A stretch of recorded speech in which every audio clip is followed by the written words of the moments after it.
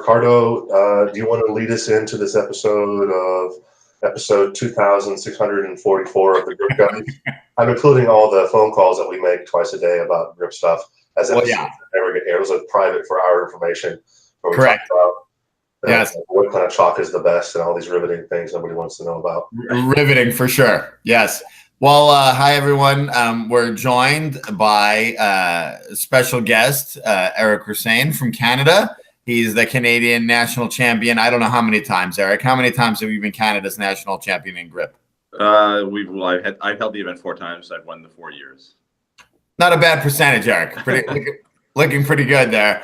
Yeah, and he's obviously one of the world's premier best lifters in the 198-pound or 220-pound classes. He's the top dog right now, as far as I'm concerned. So, Eric, thanks for joining us from the frosty climate of Ottawa, Canada. How cold is it there? In Fahrenheit, is probably about 10 degrees. That's not very many. No, that's too few. Yeah, it's definitely. I'm guessing Austin, Texas is warmer, Clay. Yeah, it's about 60 right now, which in Celsius is less. I don't know what that number is, but it's 15. It's decent. I'm wearing I'm wearing sleeves, and that's it. Yeah.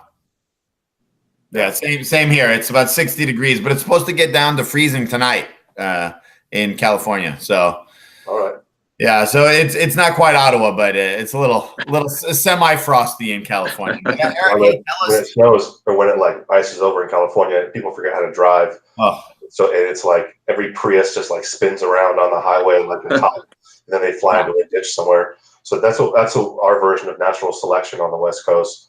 So Prius has just spin the shit out of control.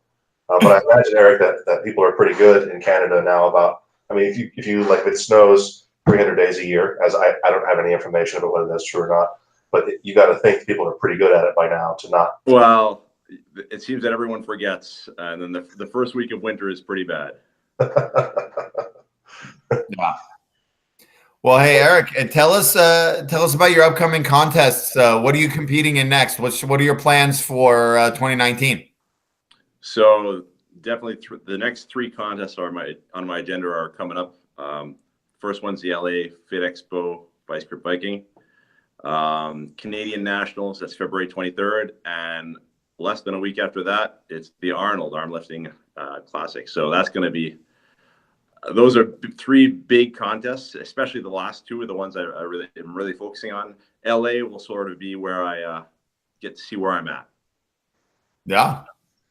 But those 3 contests, the Arnolds especially are quite special, and the field that you guys have assembled, it's going to be amazing. Holy shit, we're so stoked people wanted to come out to this thing. Everyone loves the Arnold, but when you have, it's kind of like lucky to get kind of the who's who plus some of grip and arm lifting together. I think everybody, every record for those lifts can get broken by anybody there. The number 4 silver bullet. How many times are we going to see that broken? Yeah. The number of times broken between today and the Arnold, right, it's going to be nothing compared to the amount of times it's going to be broken on the day of the Arnold. Yeah, absolutely. There's going to be 10 guys, 15 guys trying the number 4, all getting to 20 seconds or more. Right. It's going to be bananas. So I've already been trying to stay in that pack as well.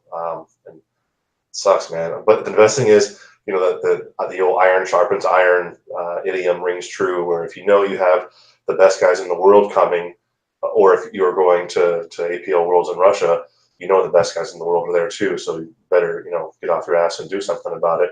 That's really got to motivate your training as well, knowing that for the first 6 months of your year next year is going to be probably the highest level of competition you've had to experience so far. What are some of the ways you've improved or changed your training to reflect that?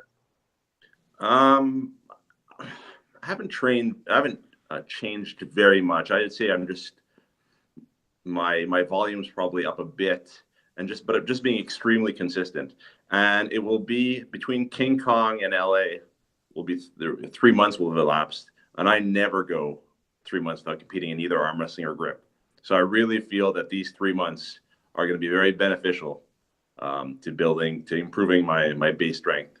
My focus is really mostly on the arm lifting events. So I'm doing a lot of rolling thunder, a lot of axle, and a lot of silver bullet.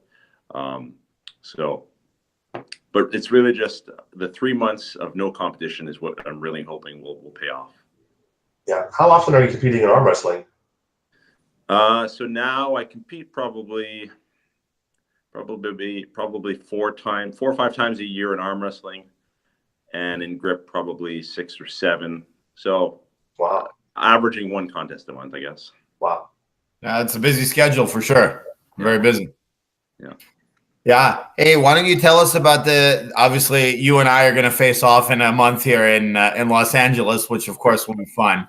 Right. But why don't you tell us about the Canadian events? Because the LA Fit Expo, for those people that haven't paid attention or don't know, it's going to be the Axle World Championships, followed by the Rolling Thunder World Championships, followed by the 3-inch Saxon bar, followed by a silver bullet. So those are the 4 events. One day, Sunday, the January 27th in Los Angeles at the LA Convention Center.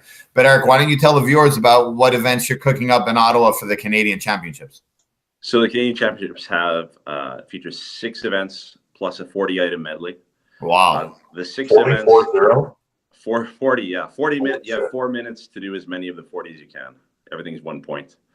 The 6 main events, so the core events, Flask 2-hand pinch, Napalm's Nightmare 2 hands with the 2 3/8 handles, Iron Mine Hub, the wrist wrench, the Dupe Cube coin, cool, and silver bullet. Wow, that's a really good selection. That kind of covers. I mean, you got an arrow pinch, you got a terrible hub, you got those are all great, good events. Yeah, last year I think I featured 9 events plus a medley, just because I wanted it to really test as many aspects of grip strength as I could, but it made for a very, very long day. So I'm hoping to shorten the day somewhat, but my regulars say they don't mind the length. So I was not planning to do 6 events plus a medley, but they convinced me that, hey, they're not concerned with the length of time. So awesome. Let's do it. Hey, we're just happy to not be in our own basements doing this bullshit, so we're happy to come to your basement. Right. Yeah. Exactly. Hey, Eric, on the napalm and on the wrist wrench, are those 6-inch lifts to a crossbar, or are they lockout lifts? 6-inch to a crossbar. Nice. Yeah. Cool. I like the partial lift sometimes because you don't. I mean, for a lot of guys that have, like lower back issues or I'm 6'5", Riccardo is 5'4", despite what you see on Instagram, and we will have to lift to the same height. We won't have to lift to 6 inches. So it's nice to have kind of like a level playing field. For the shorter guys like Riccardo who are only 5'1". Yes. Then they have a little bit of a shrug at the top. But even for guys who are like 4'9", like Riccardo, they can still make that lift happen. Well, Clay, I'm glad that I'm shrinking as I'm getting older. That's delightful. Well, for me, it really comes down to ease of judging. That's the main reason. Of course. Yeah, totally. If you either hit it or you don't, and you don't really even need a judge, I guess. No, not really. Yeah. No. We can all see, yes, the bar got hit by the crossbar. Great. Next lift, please. It's a really easy way of measuring those lifts. Yeah, the only ones that are weird are the vertical lifts where it spins, and then that can be problematic. Yeah. You're right. But otherwise, yeah, and straight up and straight down, it's kind of idiot proof. Definitely easy. Right. And how many attempts are you giving the competitors? So yes, I'm running this one last man standing. Nice. Unlimited attempts. So you keep going. You jump in whenever you want, and you keep going, and you get credit for the last one you lift. So some people last year, some of the newer guys were making. I remember in the Saxon bar, Justin Major. I think he made 11 attempts just because he was unsure, because it was his first time touching it. He didn't know what he could do. Right. But he could lift a lot. So he was clearly there were 5 kg jumps, and he would do it every single time. Wow. He's young. He's got plenty of energy. He's a big boy. Too many. Yeah, that's too many. But I like that format. Limited attempts on a rising bar means guys like Justin who are new to the sport, they can get a lot of exposure, a lot of time on the implement. And they may want to, get their own when they go home, or find someone that has one and start training on it themselves. I think that format is fantastic for people newer to the sport. for people who are 4'5" friend Riccardo, who are able to, they're more experienced, they don't need unlimited attempts. He can kind of pick and choose. And I'm only good for 1 or 2 strokes. I mean, lifts in general. So I have to be really precise with my attempts. But for newer guys, it's fantastic. So that's a really good setup. And it kind of speaks to you as a promoter as to, what the type of contest you want to see and what's going to be beneficial for the athletes most of all. So that's great. We like that. Right. How many? Go ahead. It's starting to become. I'm attracting. Every contest used to be 50 or 60% first timers, but there are more and more regulars. So now it's going to be hard to come up with contest formats that are attractive or work well for newbies versus the experienced players, especially for like the medley. My medleys I designed so that I want everyone to list. There are 40 items. I want everyone to lift at least 10, but for it to be extremely difficult for someone to lift all of them. Right. That gets difficult when you have, newbie lightweight guys and then very experienced heavyweight guys. So. Right. Yeah. So, Eric, I know I messaged you earlier in the week. I had my first arm wrestling practice this last Sunday, and just today I finally feel like, cool, I have a little bit of a boo-boo from the, I look at that, I'm a wounded warrior here. From the arm wrestling, from getting my arm drug across the table by guys half my size. Right. I remember because it happened 2 days ago, but I texted you and I said, how do guys deal with the kind of the rigors of both sports? Because I don't think I could have closed the number 2 on Monday after arm wrestling practice. Wow. There's no way. And I didn't want to. I didn't go to work for the morning. I just felt like I couldn't pick my nose proper. Everything was really bad. Wow. How did it take you to adjust to kind of training arm wrestling and grip together, or you already been doing arm wrestling for so long to where you could have stepped into grip pretty easily and not have to deal with the demands of both? Yeah, that's what happened to me. I'd been competing in arm wrestling for 15 years before getting into grip. Wow. And the pain in arm wrestling, the worst of it is in the first couple of years. So your body does adapt and get used to it. And I'm sorry, you said years? Not for me. It does say it is it's not for everyone, because it is hard at the beginning. It is hard at the beginning. But when I got into it, when I got into grip, it wasn't so hard. But I do find it hard to nowadays. I don't. My primary focus is grip, so I'm not on the table once a week like I used to be. I'm going much less on the table because it does, and because I'm less on the table, I'm starting to feel a bit more pain. When you do it regularly, your body gets used to it, but when you don't do it that often, it can become painful and hard to recover, and recovery takes a while. So. But yeah, for a new person starting out, it's definitely hard to do both, especially because table time is so important when you start out. You got to learn how to pull, and your body has to get used to the movement. That's when it's going to be hardest for you to do both sports.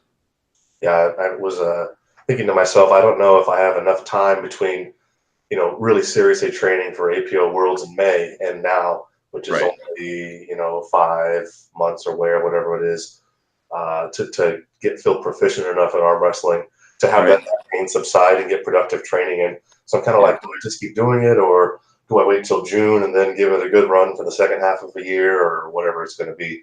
What do you think for someone like me who's just getting into it now, and the timing of, for me, the most important thing is getting ready for APO Worlds. So how would you structure that? If you're going to be, you're right. This timing is not ideal for getting into arm wrestling, but you can still do table time, very light table time, and just learning techniques without actually going very hard. So it might still be useful to attend some of these table sessions and just learning the sport, because you can control how hard you want to go. No one's expecting you as a new person to beat them, right? You probably didn't have much success. I don't know how hard you went at your first practice, but I'm guessing, like most people, you didn't have a lot of success in your first time arm wrestling. Yeah, that's fair to say. Yeah, I mean, a couple of the guys I went against, and they're not schleps, so I got the back of my hand touched the pad quite a few times. But then by kind of the end of the session, that was happening less frequently. It still happened with a fair amount of frequency, though. You guys, I weigh 335, and Ian Wagner, who weighs 175 or 180. Right. He didn't, he was kind enough to show me things and then let me go as hard as I wanted to. Right. But when it came down to it, it was just like, right. Really? Wow. Wow. So yeah, props to all the guys, you, Lucas Raymond, and all these guys who are doing arm wrestling and grip at the same time, because that is very demanding. I could see the benefit though, because my forearms and wrists were sore in a way that I don't think I felt in a long time or ever. Right. So I'm like, oh, there's something to this, and this is one of my weaknesses. I think is on the wrist strength. So that's going to be really fun to keep training and to feel like a dynamic resistance with somebody else. And it's nice to get out of the house, like I said, and be in somebody else's basement doing this shit instead of my own. Right. Yeah. So, Eric, any big goals for 2019 and numbers you want to hit? I know you're getting close to that 200 kilo axle if you haven't already done it, or the that 200 kilo axle is what I'd like to get at Arnold's. That would be, to me, it would be, my contest best was 195, but I was about 230 or 225, 230 pounds, and I'm smaller now, but I'm gaining weight. I'm going to try and get to the Arnold's at 220. So Really? So I've been having a great fall, eating as much as I want and gaining weight. And training when you're not restricting your diet is a lot. It's a different ball game. So it's a lot of.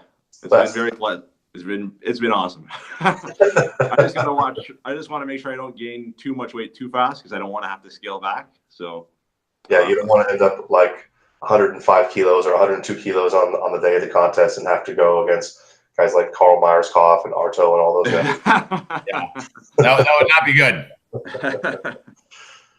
Yeah, but that's fantastic, Eric. I will be totally blown away. 200 kilo axle there. That would be unbelievable lift. So you've done double body weight on many occasions.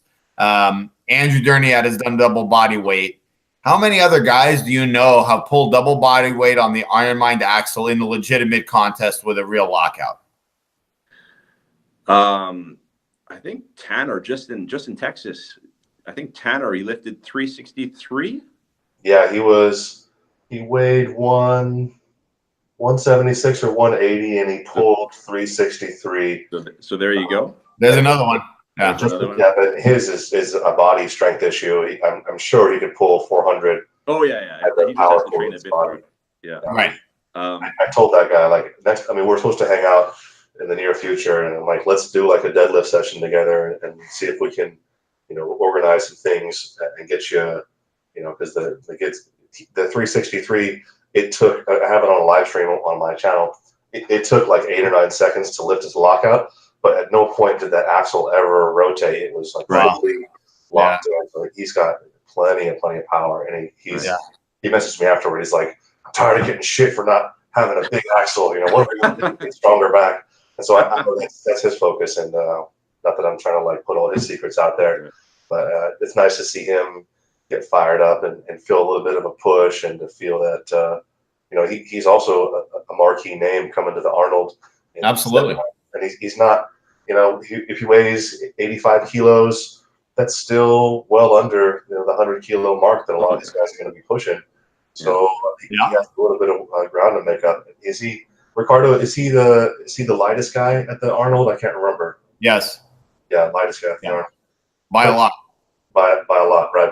But he. Joni Mahanen would be next, unless he's fattening himself up in Finland right now. But he's another guy who's more on the slender side. Eric is not being as slender as normal. If he's over 90 kg, so Tanner for sure will be the lightest one. Yeah, so he'll do great though. The kid's fired up.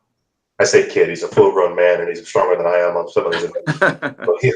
But just trying to catch up to this guy who weighs half my body weight. That's all.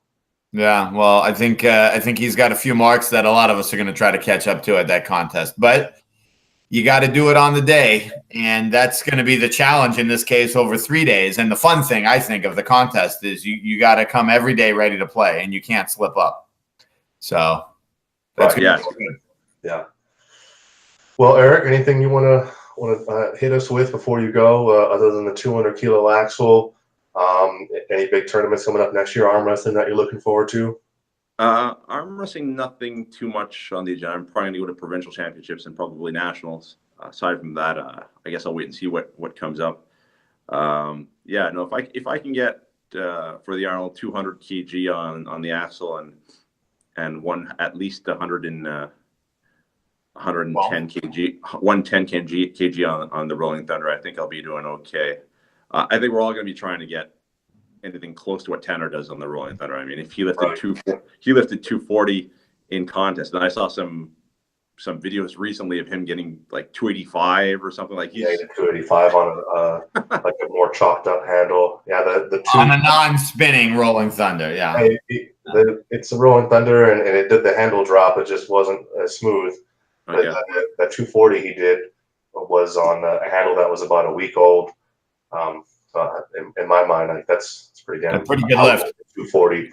My best on like a old style terrible Rolling Thunder handle was like 250 or 253. That was one with the black end caps on it, so it wasn't even one of the new ones that is actually difficult to use. Right. Imagine my surprise going from, I think I pulled like 253 or something in training, and then the next week I went to the Fit Expo in LA, and I missed 192, and I was like, oh god, I got to find a new handle. This is a full 60 pounds difference. Oh. Yeah, that will give you a nightmare for sure. No questions asked. Yeah. Riccardo, but I don't think I've ever been yesterday. What's that, Clay? Anything else for our esteemed guest? No, I think you go home, have an extra dessert tonight. It sounds like you eat a dessert for me, since I can't eat dessert from now until the Arnold. So maybe we'll get dessert in LA the night after the contest, not the night before. Sounds good. Yeah. But I gotta tell you, the Arnolds, to me, I'm trying to think of the last time there was a group event that I was excited. Maybe my first trip to the APL Worlds, but this Arnold's, just because I know how competitive it will be, I find it really exciting. Yeah, awesome. So good work, guys. Thank you. We don't know how we did it. Speak for yourself, Clay. Oh man. All right, Eric, thank you again. Good luck in training, and we'll see you. Riccardo, we'll see you in a few weeks. I will see you in a few months in Columbus, and then hopefully in St. Petersburg after that. All right, sounds good. Hey, take care. Bye. Thanks.